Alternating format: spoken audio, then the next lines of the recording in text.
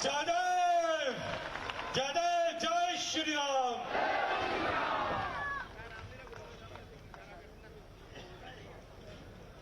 आपका जिनका आप सभी को बेसब्री से इंतजार था, वो केंद्रीय रक्षा मंत्री श्री राजनाथ सिंह जी हम सभी के बीच मौजूद हैं। इसलिए फिर से सभी जोरदार तालियों से इनका स्वागत करें ताकि दिल्ली तक पहुंचे ये मैसेज कि राजनाथ सिंह जी बसोली के मंच के अंदर मौजूद हैं। जोरदार तालियों से उनका स्वागत किया जाए।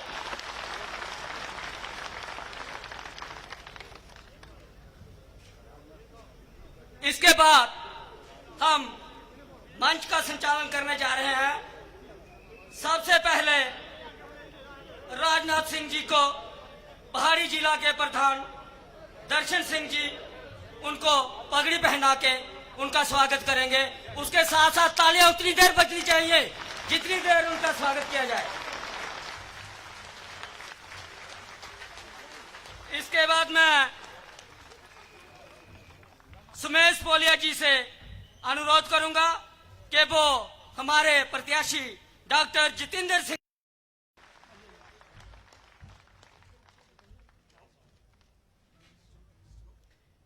इस महिला मुक्ति की टीम जो है वो श्री राजनाथ सिंह जी का स्वागत करेंगे अपनी पूरी टीम के साथ। जोरदार तालियों से इनका भी स्वागत किया जाए। इसके बाद मैं वेलकम करने के लिए डीडीसी के चेयरमैन कर्नल माल सिंह जी से अनुरोध करूंगा कि वो शाल भेंट करें, जिसको हाल ही में जो है जीआई वो मिला है, टैग मिला है, इसलिए भी जोरदार तालियों का से स्वागत बनता है। जिसकी सारी जो है रहनुमाई उनके साथ मनियाल साहब भी हैं। सारा जो श्रेय है वो डॉक्टर जितेंद्र सिंह जी को जाता है, जिन्होंने इस पेंटिंग को विश्व प्रसिद्ध बना दिया है। उनके लिए जोरदार तालियां। और इसके साथ ही कर्नल माल सिंह जी अभी बसोली की ये हो गया उनका। उसके बाद मैं बीजेवाईएम हमारी जो पूरी टीम है उनसे अनुरोध करूंगा वे मंच में आए।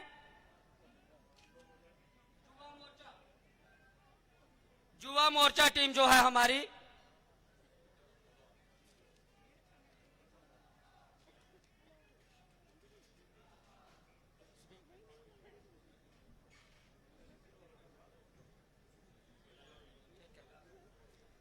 अब मैं आज के इस आरंभ करने जा रहा हूं कार्यक्रम को। सबसे पहले मैं पहाड़ी जिला के हमारे ठाकुर दर्शन सिंह जी से,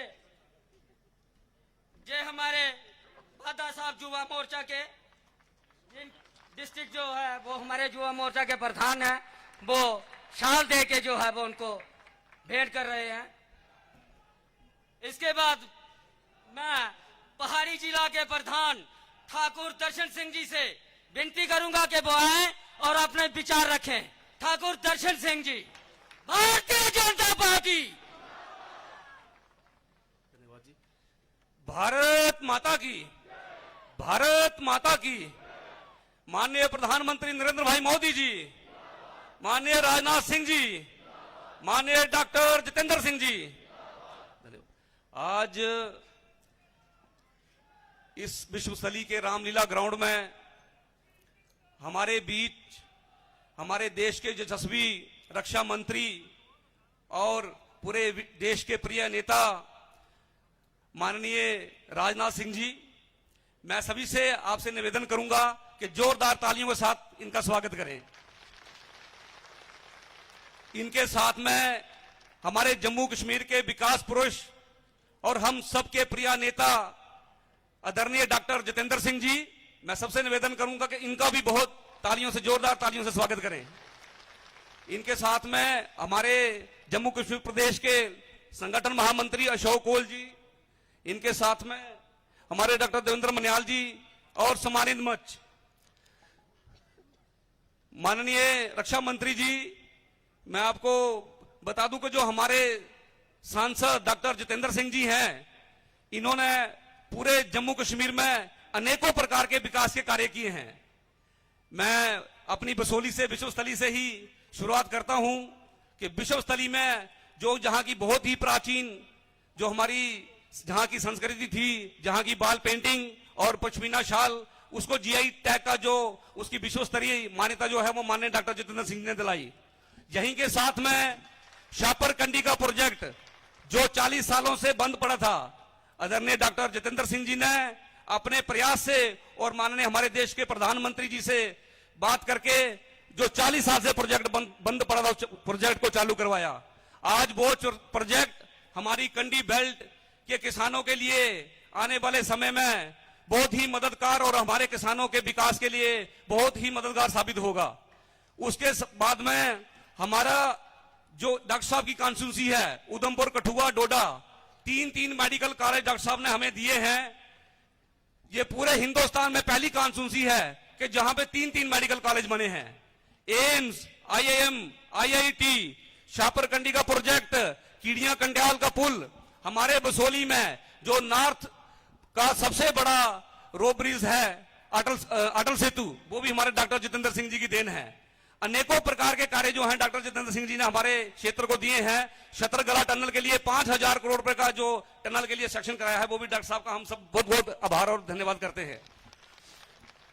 दूसरा मैं ये कहना चाहता हूं कि जो कांग्रेस के लोग हैं, जो पहले एनसी और पीडीपी को गालियां देते थे और आज एनसी और पीडीपी जिंदाबाद के नारे लगा रहे हैं। साथियों, कांग्रेस ने दशकों तक राज किया देश के ऊपर और हमारे देश की स्थिति क्या थी आप भली भांति जानते हैं। मैं ज्यादा नहीं बोलूंगा क्योंकि आज हमारे डॉक्टर जितेंद्र सिंह जी और हमारे रक्षा मंत्री जी को हमने सुनना है। तो मेरा आप सभी से निवेदन है कि हम लोगों ने बिल्कुल भी गुमराह नहीं होना है और भारतीय जनता पार्टी को सब भारी बहु प्रचंड से हमने जीत दिलानी है। और डॉक्टर साहब, जो हमारा पहाड़ी जिला है जहां करीब 2.5 लाख वोट है, जिसमें से 2 लाख वोट पोल होगा, और मैं हमारे सभी लोगों की तरफ से आपको आश्वासन देना चाहता हूं कि 90% वोट जो है वो डॉक्टर जितेंद्र सिंह आपकी झोली में हमारे पहाड़ी क्षेत्र के लोग डालेंगे। मैं ज्यादा नहीं कहूंगा, आप सबसे मेरा यही निवेदन है कि जो हमारे माननीय मोदी जी का 2047 तक विकसित भारत बनाने का सपना है, उसमें हमने सबने मिलजुल कर अपना योगदान देना है और डॉक्टर जितेंद्र सिंह जी को भारी बहुमत से हमने जिताना है। जय हिंद, जय भारत। शुक्रिया दर्शन सिंह जी। बोलो भारत माता की। अब मैं निमंत्रण देना चाहता हूं माननीय डॉक्टर जितेंद्र सिंह जी, जो जम्मू की आवाज बनकर 2008 में संघर्ष में उन्होंने पूरी दुनिया में परचम लहराया था। मैं ऐसे अपने माननीय डॉक्टर जितेंद्र सिंह जी को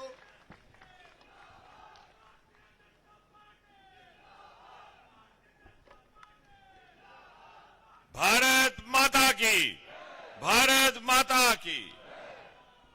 देवी देवताओं की इस पावन धरती पर खूबसूरत पश्मीने और सांस्कृतिक चित्रकला के लिए विश्व विख्यात इस बसोली नगरी में रावी के तट पर खड़ा होकर के अभिनंदन करते हैं हम सब।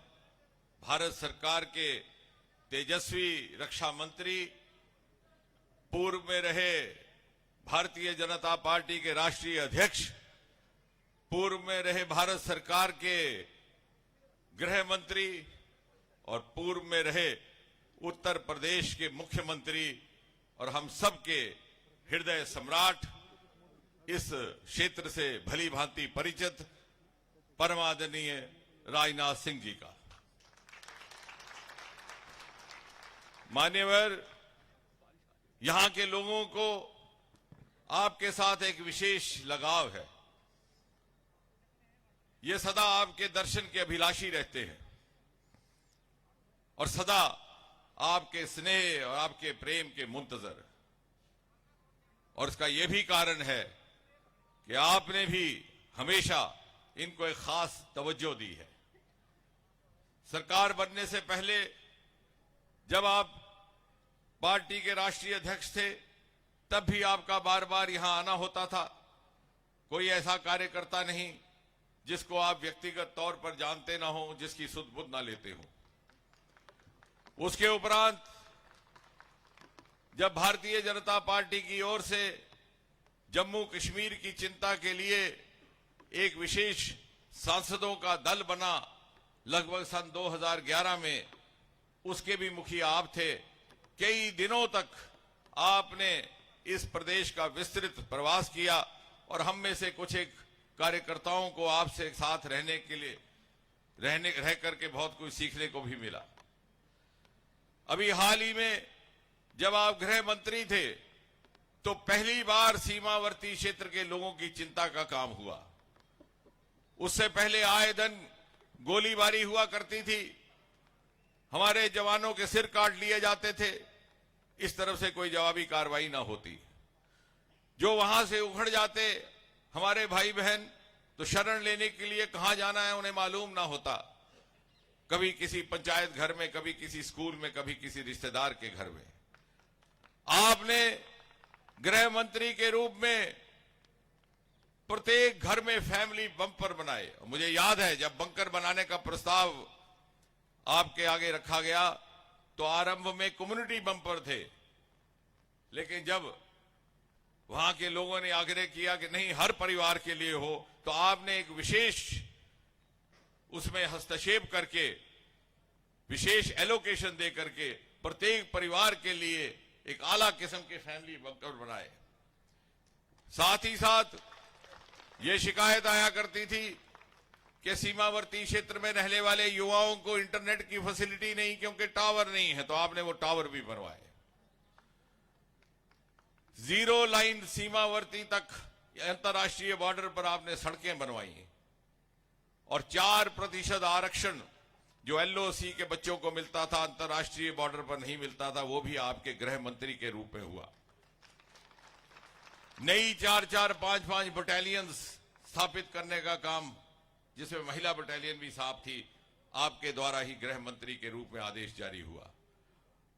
और उसके बाद जब से आप रक्षा मंत्री हैं, ना कोई वहां से गोलीबारी हो रही है पाकिस्तान से, ना ही कोई छेड़छाड़। ठीक कहा है कि उस मुल्क की सरहद को कोई छू नहीं सकता जिस मुल्क की सरहद की निगहबान है राजनाथ सिंह। मान्यवर, ये इलाका कई वर्षों तक कांग्रेस राज में पिछड़ा रहा, लेकिन यहां के लोग बड़े मजबूत हैं। ये सदा राष्ट्रवाद और देश भक्ति का झंडा उठाए रखे। और एक जमाने में पंडित प्रेमनाथ डोगरा और श्यामा प्रसाद मुखर्जी की मुहिम का एक बहुत मजबूत गढ़ भी यही इलाका रहा। और शायद यही कारण था कि 50-60 वर्ष तक कांग्रेस और उसके सहयोगी दलों की सरकारों ने जानबूझ करके इस क्षेत्र की उपेक्षा की। यहां कोई विकास का कार्य ना हुआ, बल्कि राष्ट्रीय स्तर की चल रही परियोजनाओं को भी जानबूझ करके तुष्टीकरण की राजनीति के तहत रोक दिया गया। जैसा अभी हमारे जिला अध्यक्ष कह रहे थे, शाहपुर कंडी का प्रोजेक्ट, जिसके अंतर्गत इंडस वाटर ट्रीटी के अंतर्गत हमें अपने हिस्से का दरियाए रावी का पानी मिलना था, वो भी रोक दिया गया ताकि इस क्षेत्र की सिंचाई ना हो सके और वो सारा का सारा पानी पाकिस्तान जाता रहा। ये मोदी जी के आने के बाद 2014 में प्रधानमंत्री मोदी जी के व्यक्तिगत हस्तक्षेप से आज वो प्रोजेक्ट भी कायम हो गया। पिछले 10 वर्षों में जो ये काम यहां हुए हैं, वो तर्क, तथ्य और तुलना के साथ प्रमाणित किया जा सकता है कि उससे पहले के 60-70 वर्षों में ना हुए। यदि इसी क्षेत्र की आप बात करें तो यहां कुछ ही किलोमीटर दूर दरियाए रावी में उत्तर भारत का पहला केबल स्टेल्ड अटल सेतु पुल, वो भी मोदी सरकार के आने के बाद निर्माणित हुआ। यहां के पश्मीना और यहां की पेंटिंग को भी GI टैग मोदी जी के आने के बाद प्राप्त हुआ। और यहां पास ही से बसोली, बन्नी, भद्रवाह जाने वाली हाईवे का काम इसी सरकार में 10 साल के भीतर प्रारंभ हुआ। और छत्रगला का टनल जो 4000 करोड़ रुपए की लागत से बनने वाला है और जिसकी मांग कई वर्षों से थी, उसका भी काम शीघ्र ही शुरू होने वाला है। और मात्र 3 घंटे में कोई भी मुसाफिर दिल्ली से पठानकोट और 3.5 घंटे में डलहौजी पहुंच जाएगा। यानी यहां का एक नया DND निर्माणित होने की योजना आप ही की सरकार के द्वारा हुई है। इतना ही नहीं, यदि आप इस पूरे के पूरे कॉन्स्टिट्यूएंसी की बात करें तो ये बहुमुखी क्षेत्र है। कहीं नाले हैं, कहीं पगडंडियां, कहीं पहाड़ हैं, कहीं झरने, कहीं नदियां हैं, कहीं मैदान। लेकिन उसके बावजूद भी पिछले 10 वर्षों में आज इसका हिंदुस्तान की तमाम लोकसभा क्षेत्रों में से सबसे अधिक विकसित क्षेत्रों में शुमार किया जाता है। पिछले 3 वर्षों में पीएमजीएस 22 स्कीम के अंतर्गत देहाती सड़कों के निर्माण में यह क्षेत्र पहले 3 दर्जे में रहा है पूरे हिंदुस्तान में। रेल का सबसे ऊंचा दुनिया का पुल, जिसका जिक्र प्रधानमंत्री मोदी जी ने G20 में भी किया था, वो भी इसी क्षेत्र में निर्माणित हुआ। एशिया की सबसे लंबी सड़क की सुरंग चनैनी से नाशरी, जिसका नाम पहली बार श्यामा प्रसाद मुखर्जी के नाम पर रखा गया, उसका भी निर्माण यहीं पर हुआ। उत्तर भारत का पहला इंडस्ट्रियल बायोटेक पार्क, वो भी इसी क्षेत्र में। उत्तर भारत का पहला होम्योपैथी कॉलेज, वो भी इसी क्षेत्र में। और शायद वाहिद एक ऐसा क्षेत्र जहां 1 नहीं, 2 नहीं, 3 केंद्रीय सहयोग से मेडिकल कॉलेज खोले गए।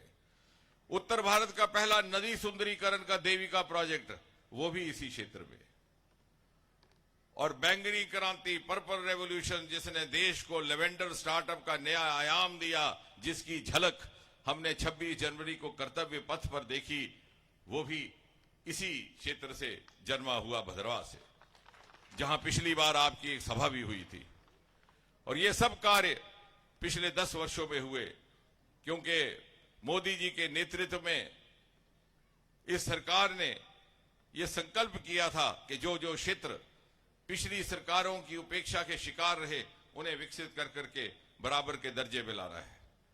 अब चूंकि चुनाव का माहौल है और कांग्रेस और उसके सहयोग के पास कोई मुद्दा नहीं, तो आए दिन एक नया शगुफा उड़ाते हैं।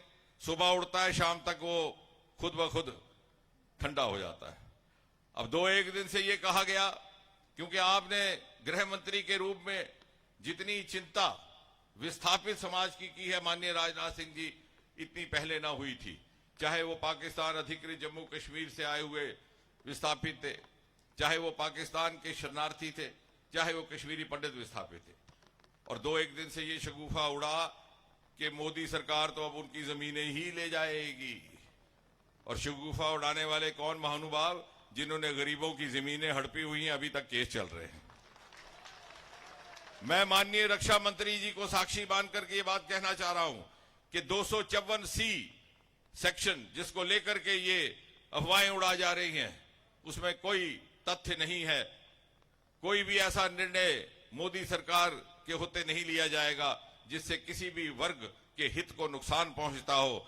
बल्कि आज से 6 महीने पहले जब जम्मू कश्मीर, पाक अधिकृत जम्मू कश्मीर के कुछ प्रतिनिधि सरकार के अधिकारियों से मिले थे, तो उस समय के चीफ सेक्रेटरी की ओर से यह आश्वासन भी दिया गया था और अखबारों में भी छपा कि 2054C को रिव्यू किया जाएगा। वो अभी भी रिव्यू के अंतर्गत है, इसमें कोई तथ्य नहीं। बल्कि इसके विपरीत यहां हमारी डीडीसी की मेंबर बैठी हैं, कीड़ियां गंडियाल की, ये प्रतीक है मोदी जी के संकल्प का। मात्र 2000 आबादी है उस क्षेत्र की, जिसमें से 1000 आबादी है पाक अधिकृत जम्मू कश्मीर के आए हुए लोगों की। 70 साल से उनकी मांग थी कि वहां एक पुल निर्माणित हो, क्योंकि एक विडंबना थी, जम्मू कश्मीर से पंजाब होकर के कीड़ियां गंडियाल जाना पड़ता था। 70 साल तक कांग्रेस की सरकारों ने उस पुल के निर्माण की कल्पना नहीं की, क्योंकि उनको लगता था कि 2000 की पंचायतों के लिए इतना महंगा पुल उनके वोट बैंक में के अंतर्गत उस राजनीति में शामिल नहीं था। मोदी जी के आने के बाद 150 करोड़ का पुल बनाया गया मात्र 2000 आबादी के लिए, जिसमें से 1000 आबादी है पाक अधिकृत जम्मू कश्मीर के विस्थापितों की। जो सरकार इतनी संवेदनशीलता के साथ हर वर्ग तक पहुंच सकती है, वोट की राजनीति से ऊपर, भला उसको कैसे इस बात का आरोप लगाया जा सकता है कि वो इन विस्थापित भाइयों की जमीनें ले जाएगी। और इसलिए मेरा आपसे ये कहना है कि आप बिना इन अफवाहों में आए हुए, क्योंकि इनके पास कोई मुद्दा नहीं है, ये इस तरह की बातें कर रहे हैं। आप 19 अप्रैल को, क्योंकि देश मन बना चुका है कि 400 पार से फिर से एक बार मोदी जी प्रधानमंत्री रहेंगे और तीसरी बार ये सरकार बनेगी। और आज मान्यवर, जब इतनी भारी संख्या में इस छोटे से कस्बे में इतना जनसमूह इकट्ठा हुआ है तो ये हुआ है इकट्ठा फिर से एक बार ये संकल्प दोहराने को कि मोदी जी के नेतृत्व में विकसित भारत की इस विकास यात्रा में बसोली जैसा एक छोटा कस्बा भी शाना बिशाना शामिल है। और सन 2047 में जब आजाद हिंदुस्तान अपनी 100वीं सालगिरह मनाएगा और शताब्दी पर्व मनाया जाएगा, तो उस शताब्दी पर्व के शताब्दी भारत के निर्माण में कहीं ना कहीं कुछ ना कुछ योगदान इस बसोली नगरी का भी रहेगा। और जून के महीने में जब मोदी जी के नेतृत्व में तीसरी बार ये सरकार शपथ लेगी, तो शायद हम में ये साहस रहे कहने का कि मोदी जी की विजय माला में एक छोटा सा फूल इस चित्रकला की नगरी बसोली का भी है। ये सब लोग माननीय राजनाथ जी सुबह से बैठे आपके दर्शन को व्याकुल, आपके बोल सुनने को बेचैन। मुझे कोई अधिकार नहीं मैं यहां खड़ा रहूं। मैं इतना ही कह करके पूरी विनम्रता के साथ, आदर मान के साथ आपको आपके संबोधन के लिए आमंत्रित करता हूं।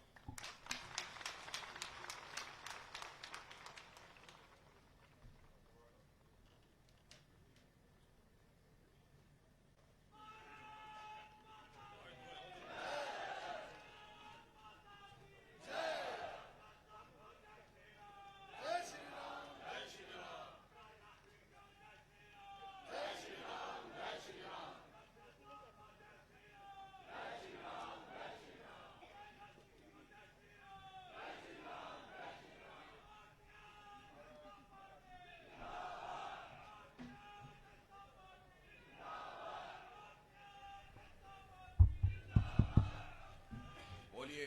ना आवाज नहीं आ रही।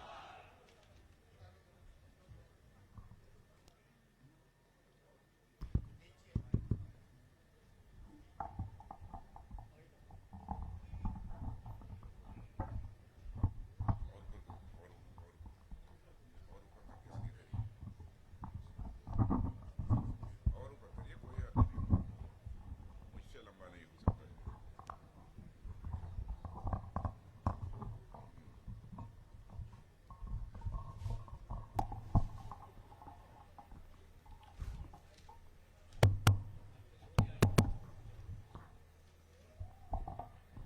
हेलो, आवाज आ रही है? एकदम दुरुस्त है। आपके सांसद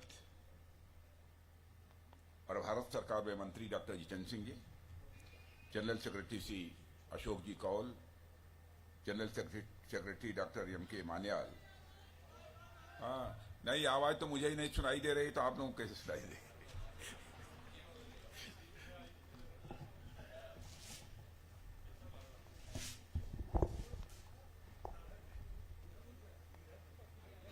ले आइए, ले आइए, ले आइए, मैं हाथ से ही बोलता हूं। डॉक्टर जी, अब यह देखिए कितना खुशनुमा माहौल है।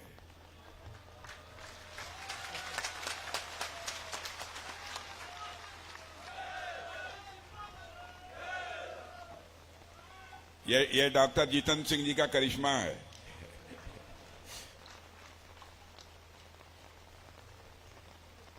डॉक्टर जितेंद्र सिंह जी, श्री अशोक कौल जी जनरल सेक्रेटरी, डॉक्टर के मान्याल, डॉक्टर जीवनलाल जी एक्स-एमएलए, श्री प्रेम सागर अजीज, कर्नल महान सिंह, श्री विक्रम सिंह, श्री नीरज राजपूत, श्री तजिंदर सिंह, श्री किशोर कुमार, श्रीमती रीता देवी, श्रीमती श्वेता देवी, श्री जंगवीर सिंह, श्री दर्शन सिंह, श्री सतीश शर्मा, श्री सुमेश तपोलिया, डॉक्टर श्रीमती सुलेखा शर्मा, श्री शंकर सिंह, श्री अभिजीत यसरोटिया और इस सभा में मौजूद मेरे सभी सम्मानित बहनों एवं भाइयों। पानी बरसने लगा, भाषण कैसे होगा?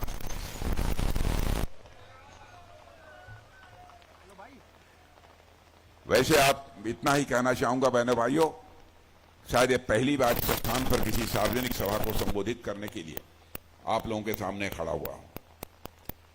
वैसे जम्मू कश्मीर के अधिकांश स्थानों पर मेरा जाना हुआ है, वहां की सार्वजनिक सभाओं को भी मैंने संबोधित किया है, लेकिन जम्मू कश्मीर में इस बसोली स्थान पर पहली बार किसी सार्वजनिक सभा को संबोधित करने के लिए आप लोगों के सामने खड़ा हुआ हूं।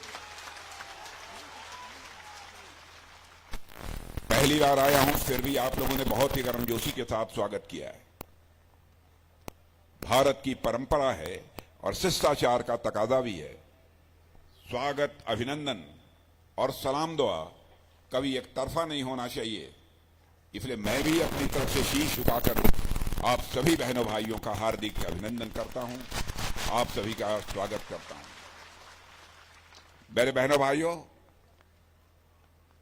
जम्मू कश्मीर का जहां तक प्रश्न है, मैं सचमुच आपको लोगों को सौभाग्यशाली मानता हूं कि आप लोगों को डॉक्टर जितेंद्र सिंह जैसा सांसद मिला है।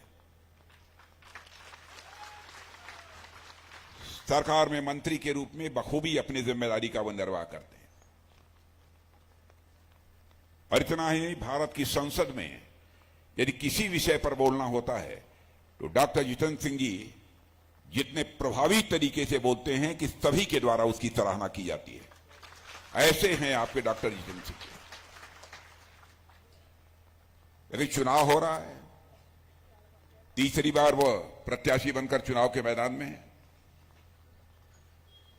पता नहीं, मुझे ऐसा लगता है, पता नहीं सही लगता है कि नहीं लगता, मैं नहीं जानता, आप लोग ज्यादा जानते होंगे। पहले की अपेक्षा कई भारी मतों से डॉक्टर जितेंद्र सिंह जी आप लोगों के आशीर्वाद से विजय हासिल करने जा रहे हैं।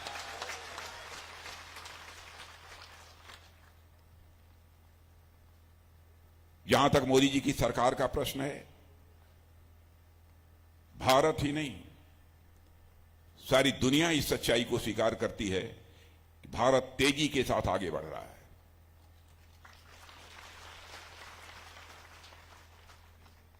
बहनों भाइयों, अंतर्राष्ट्रीय जगत में भारत का कद बढ़ा है। पहले अंतर्राष्ट्रीय मंचों पर भारत कुछ बोलता था तो भारत की बातों को जितनी गंभीरतापूर्वक लिया जाना चाहिए नहीं लिया जाता था। लेकिन आज यदि अंतर्राष्ट्रीय मंचों पर भारत कुछ बोलता है, सारी दुनिया कान खोलकर सुनती है कि भारत बोल क्या रहा है। यह भारत की हैसियत बनी है। आप लोगों का भी अथवा आप लोगों के परिवार के बहुत सारे सदस्य विदेशों में होंगे, आपको इस बात की जानकारी देते होंगे। और आज हमारा देश आर्थिक रूप से धीरे धीरे मजबूत होना प्रारंभ किया है। आजादी हासिल किए हुए लगभग 74-75 वर्षों का समय गुजर गया, लेकिन भारत को आर्थिक दृष्टि से जो मजबूती हासिल करनी चाहिए थी नहीं कर पाया। पहली बार मोदी जी के प्रधानमंत्री बनने के बाद समाचार पत्रों के माध्यम से भी आप सबको जानकारी मिली होगी कि भारत आर्थिक दृष्टि से भी कैसे मजबूत हुआ है और कैसे यह भारत आगे बढ़ रहा है। मैं आपके सामने एक मिसाल रखना चाहता हूं। 2014 में यही हमारा भारत धन दौलत के आकार यानी इकोनॉमी की साइज के मामले में दुनिया के देशों में 11वें स्थान पर खड़ा था। वही भारत मोदी जी के प्रधानमंत्री बनने के बाद, बहनों भाइयों, आज के 1 साल पहले ही, 2 साल पहले ही जो भारत इकोनॉमी की साइज के मामले में दुनिया में 11वें स्थान पर खड़ा था, वह जंप लेकर 5वें स्थान पर आ गया।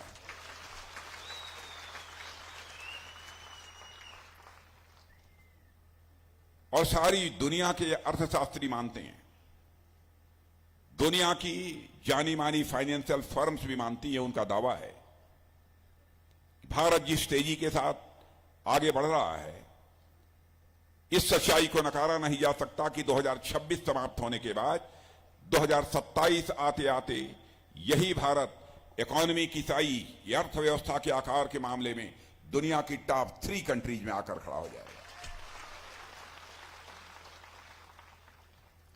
सारे विश्व में सर्वाधिक तेजी से आगे बढ़ने वाली अर्थव्यवस्था किसी देश की है मेरे बहनों भाइयों, तो भारत की है। हम लोग कितने सौभाग्यशाली हैं कि ऐसा एक सशक्त नेतृत्व मिला है। और जिस पार्टी से हम लोग आते हैं, आप लोग भी अच्छी तरह जानते हैं, हम लोग जो कहते हैं वह करते हैं। हमारे कृति और कथन में कभी अंतर नहीं रहा है। मैं समझता हूं आजादी हासिल होने के बाद कांग्रेस के नेताओं ने इस देश की जनता के साथ जितने वादे किए, यदि आंशिक रूप से भी अपने वादों को पूरा कर दिया होता तो आज के 20-25 साल 30 साल पहले ही भारत दुनिया के ताकतवर देशों की कतार में आकर खड़ा हो गया होता। लेकिन उन्होंने कहा कुछ किया कुछ। बराबर अन्य राजनीतिक पार्टियों ने अपने चुनावी घोषणा पत्र जारी किए, बहुत लंबे चौड़े वादे भी जनता से किए, लेकिन सरकारें बन जाने के बाद उन्होंने अपने वादे को पूरा नहीं किया। लेकिन मैं आपसे अपील करना चाहता हूं, बहनों भाइयों, भारतीय जनसंघ के रूप में जब हम लोगों ने यात्रा प्रारंभ की थी, उस समय से लेकर आज तक हमारे चुनावी घोषणा पत्र को उठाकर कोई देख ले। जब सरकार नहीं बनी थी तो उस समय तो नहीं कर पाए, लेकिन हम बार बार कहते रहे, जब भी हमारी सरकार बनेगी तो जम्मू कश्मीर, जिसे धारा 370 के तहत एक विशेषाधिकार प्राप्त है, इस धारा 370 को हम समाप्त करेंगे और जम्मू कश्मीर का भी वही दर्जा होगा जो हिंदुस्तान के अन्य राज्यों का दर्जा होगा। हम लोगों ने इसे पूरा किया। हम लोगों ने कहा था, 1984 से नारे लगाते चले आ रहे थे कि रामलला हम आएंगे, मंदिर हम ही बनाएंगे। तो लोग ये कहते थे, हमारे विरोधी दल के लोग, रामलला हम आएंगे, मंदिर वहीं बनाएंगे, लेकिन तारीख नहीं बताएंगे। लेकिन बहनों भाइयों, आपने देखा वो तारीख आ गई है। अयोध्या की धरती पर भव्य राम का मंदिर बनकर तैयार हो गया और 22 जनवरी को ही हमारे प्रधानमंत्री ने उसकी प्राण प्रतिष्ठा कर दी।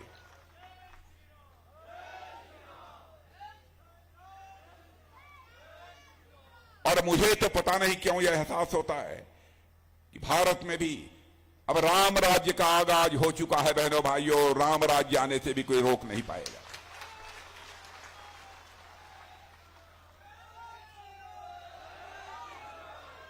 राम राज्य का मतलब क्या होता है? राम राज्य का मतलब लोगों के अंदर कर्तव्य बोध पैदा हो, अपने कर्तव्य के प्रति जागरूकता पैदा हो, अधिकार बोध नहीं। सारा संकट पैदा हुआ था कैकेयी को जब अधिकार बोध हुआ था, शेष सभी लोग जितने थे अपने कर्तव्य का पालन कर रहे थे। ऐसी स्थिति भारत में भी अब धीरे धीरे पैदा हो रही है। जब सरकार में बैठे हुए लोग अपने कर्तव्य का पालन करेंगे, उसे अधिकार समझकर काम नहीं करेंगे, कर्तव्य के प्रति अपने जागरूक रहेंगे, तो सारा हिंदुस्तान, मैं समझता हूं सारे भारत के नागरिक भी धीरे धीरे जागरूक होते जाएंगे, उन्हें कर्तव्य बोध होता जाएगा। और मैं भारतीय जनता पार्टी के संबंध में बतलाना चाहता हूं, हम लोग भी राजनीति करते हैं, हम लोगों के अंदर भी एक कर्तव्य बोध है। हम राजनीति करते हैं तो केवल सरकार बनाने के लिए राजनीति नहीं करते, हम राजनीति करते हैं मेरे बहन भाइयों, देश बनाने के लिए हम लोग राजनीति करते हैं। और यह करके मोदी जी के नेतृत्व की सरकार ने दिखा दिया, जो कहा सो किया। हम लोगों ने कहा था नागरिकता कानून पास करेंगे, नागरिकता कानून पास कर दिया। अब इसको लेकर भी लोग गलतफहमी पैदा करने की कोशिश कर रहे हैं कि बहुत सारे लोगों की नागरिकता चली जाएगी। बहनों भाइयों, जो भारत का नागरिक है उसकी नागरिकता किसी भी सूरत में नहीं जाने वाली है। अब एक चीज बची है, यूनिफॉर्म सिविल कोड। इस बार के घोषणा पत्र में हम लोगों ने डंके की चोट पर कहा है 5 वर्षों के अंदर हम यूनिफॉर्म सिविल कोड भी यहां लागू करेंगे।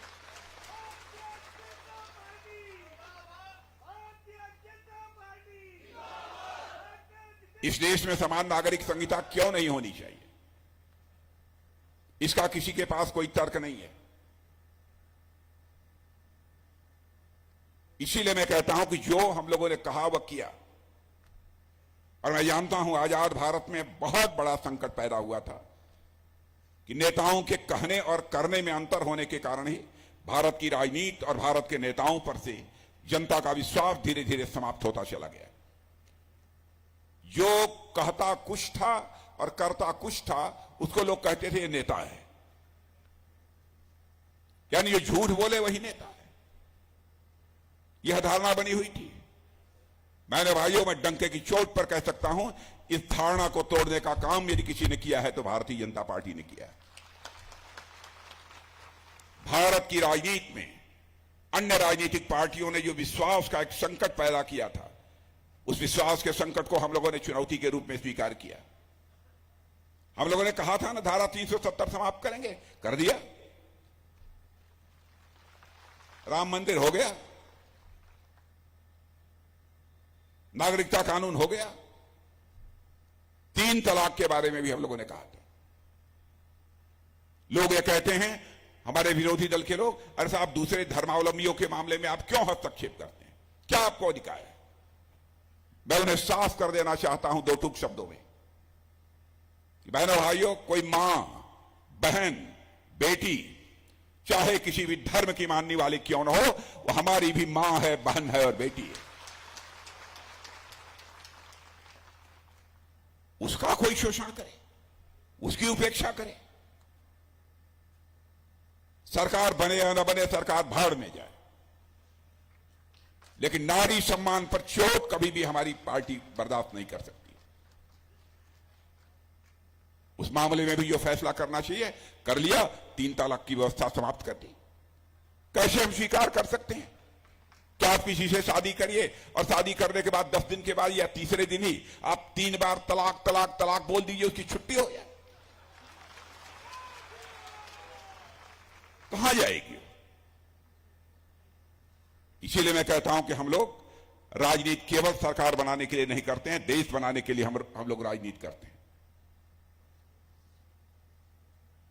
जहां तक जम्मू कश्मीर का सवाल है, यहां पर कांग्रेस, नेशनल कॉन्फ्रेंस, पीडीपी, इन्हीं राजनीतिक पार्टियों का विशेष वर्चस्व रहा।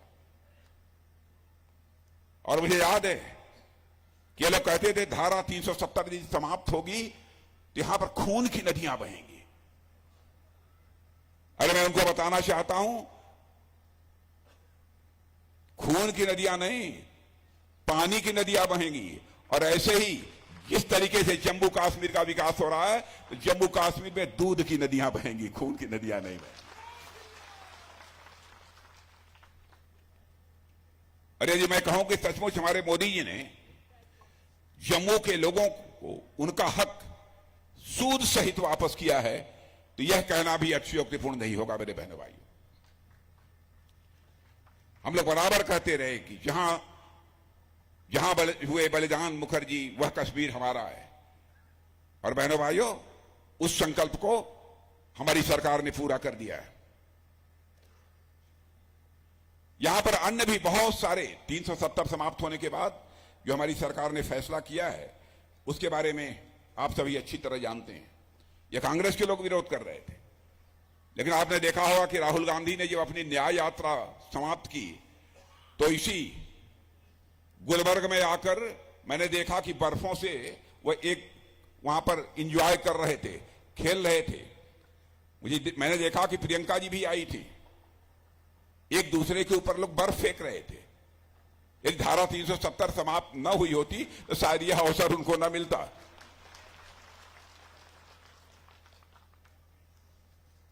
जिस प्रकार से अमन अमान की स्थिति यहां पर पैदा हुई है, बहनों भाइयों, उसकी जितनी भी सराहना की जाए वह कम है। और इसकी चर्चा केवल भारत की सीमाओं तक ही सीमित नहीं है, दुनिया के दूसरे देशों में भी है। मुझे याद है कि पहले यहां पर मां वैष्णो देवी के दर्शन के लिए जब श्रद्धालु आते थे तो उनके बस की चेकिंग होती थी, उनके बैग की चेकिंग होती थी। लेकिन आज इस चेकिंग सिस्टम को हम लोगों ने समाप्त कर दिया, कोई जरूरत नहीं होती है। जो श्रद्धालु माता रानी का दर्शन करना चाहता है, माता रानी का दर्शन समाप्त कर सकता है। अब जम्मू कश्मीर फुल स्पीड से आगे बढ़ रहा है। मैं उन सब सारी परियोजनाओं की यहां पर चर्चा नहीं करना चाहूंगा, जिसकी चर्चा अभी हमारे डॉक्टर साहब ने की है। लेकिन महबूबा जी, मैं आपको याद दिलाना चाहता हूं, आपने कहा था यदि धारा 370 समाप्त होगी यहां पर भारत का तिरंगा उठाने वाला कोई नहीं मिलेगा। आज तिरंगा जम्मू कश्मीर के कोने कोने में लहरा रहा है।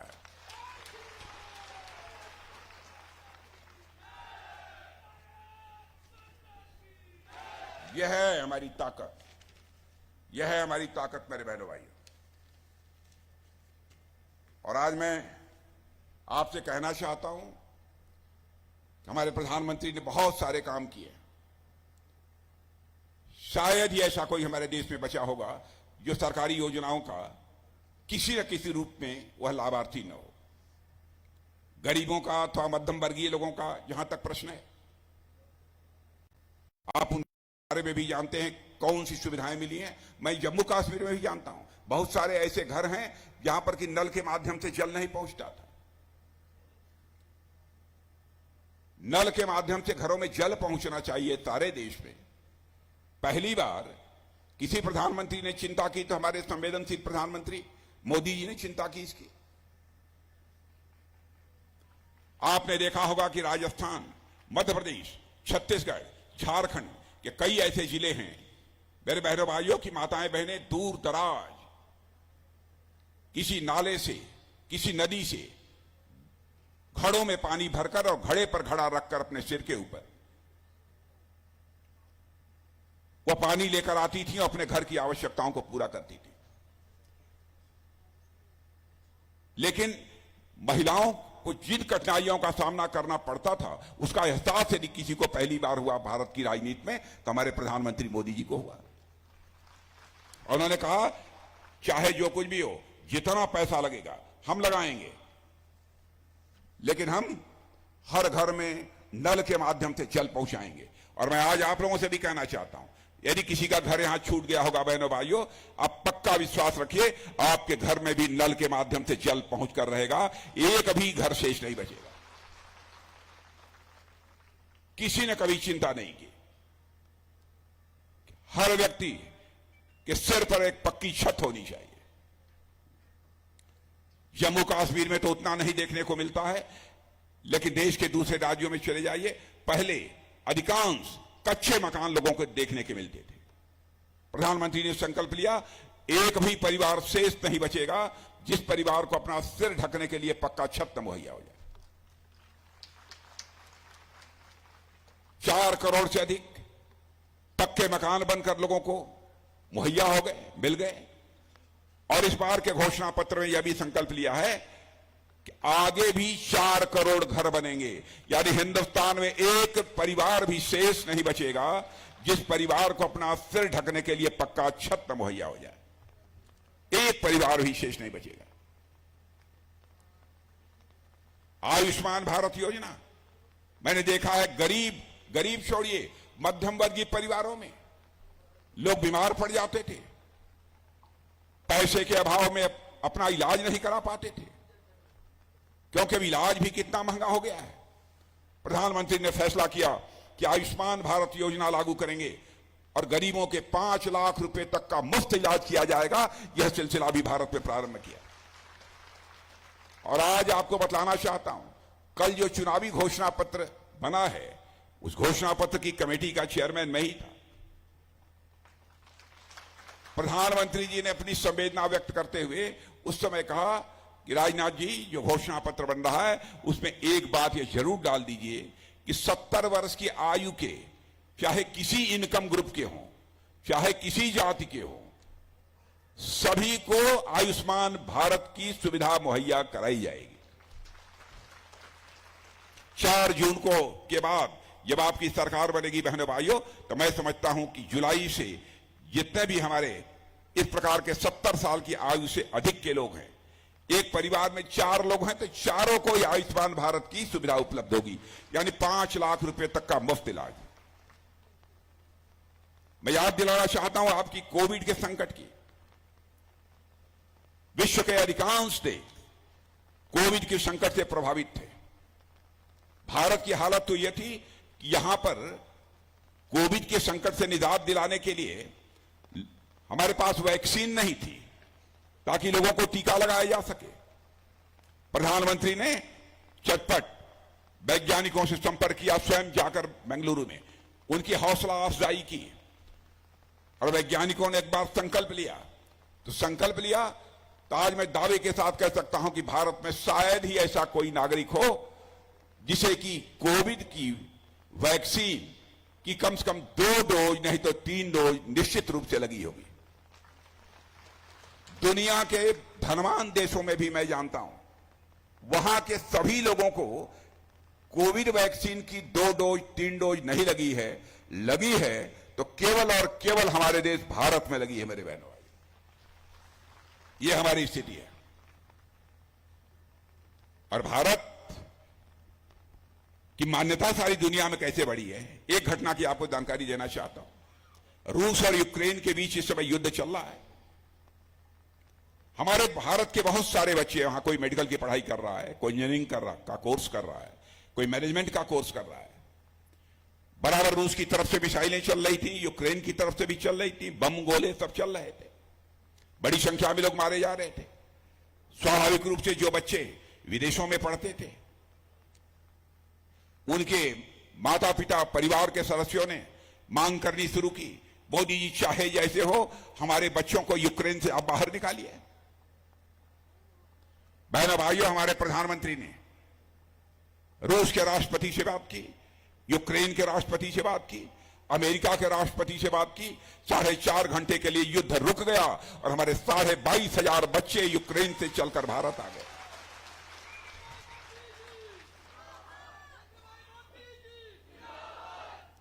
हमारी बहनें यहां पर बैठी हैं, इनको भी बताना चाहता हूं, क्योंकि मैं आया तो जो वहां मिल रहा था कुछ सेल्फ हेल्प ग्रुप की बहनें भी थी। सेल्फ हेल्प ग्रुप के माध्यम से बहनों भाइयों अब तक 1 करोड़ बहनों को लखपति बनाने का काम किसी सरकार ने किया है तो मोदी जी की सरकार ने किया। और हम लोगों का संकल्प है कि ऐसी 3 करोड़ बहनों को हम लखपति बनाएंगे। बहनों भाइयों, 3 करोड़ बहनों को हम सेल्फ हेल्प ग्रुप के माध्यम से लखपति बनाएंगे। बड़े संकल्प को लेकर हम लोग काम कर रहे हैं। और मैं यह भी आपको दिलाना चाहता हूं, राजनीतिक पार्टियां किस तरीके से आजाद भारत में जनता को गुमराह करती रही हैं।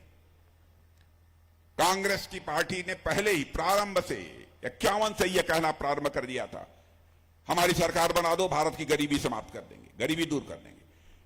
नेहरू जी ने भी कहा, इंदिरा जी ने भी कहा, राजीव गांधी ने कहा, जो आते थे सब गरीबी ही दूर करते थे। कोई गरीबी दूर नहीं कर पाया। लेकिन मैं कह रहा हूं, और मैं ही नहीं कह रहा हूं, बल्कि यहां की बड़ी बड़ी वित्तीय संस्थाएं, नीति आयोग यह दावा कर रहा है कि आजाद भारत में पहली बार इतने कम समय में 25 करोड़ लोगों को गरीबी रेखा से बाहर करने में कामयाबी किसी ने हासिल की है, तो मोदी जी के नेतृत्व की सरकार ने यह कामयाबी हासिल की है। भारत के बारे में धारणा बदल गई है बहनों। पहले भारत माना जाता था सॉफ्ट स्टेट है, लेकिन आप लोग जानते हैं भारत का चरित्र है। भारत ने आज तक न तो दुनिया किसी देश पर कभी कोई आक्रमण किया है, न दुनिया के किसी देश की 1 इंच जमीन पर कब्जा किया है। यह भारत का चरित्र रहा है। लेकिन आपने देखा यह उरी और पुलवामा की घटना हुई तो उस समय भारत का चरित्र लोगों को समझ में आ गया होगा कि क्या है।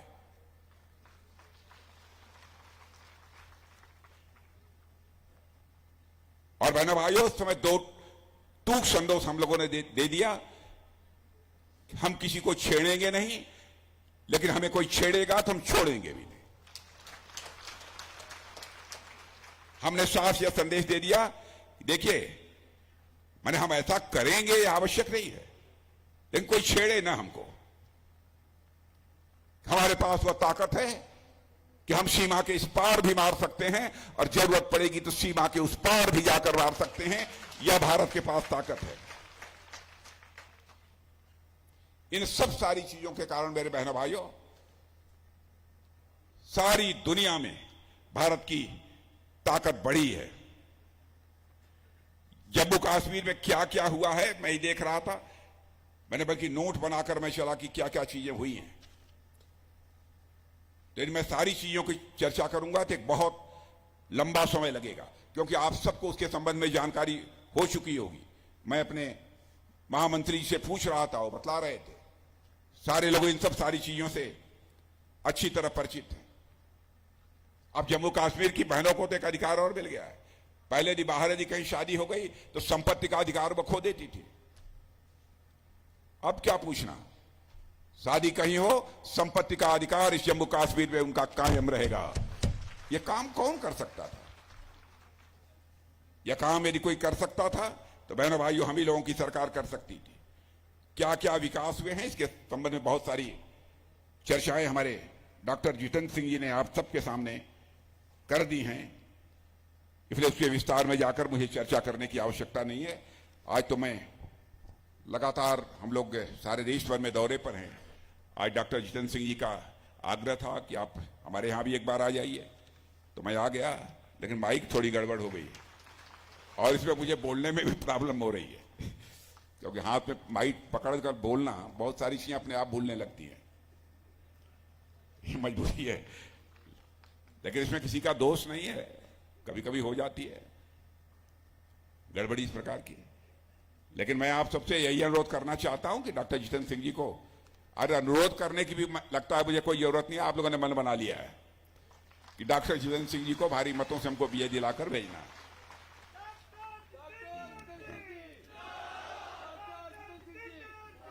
और आप ये भी जानते हैं कि डॉक्टर जितेंद्र सिंह जी को आप सांसद बनाते हैं तो केवल सांसद नहीं बनाते हैं, या कुछ और बनते हैं।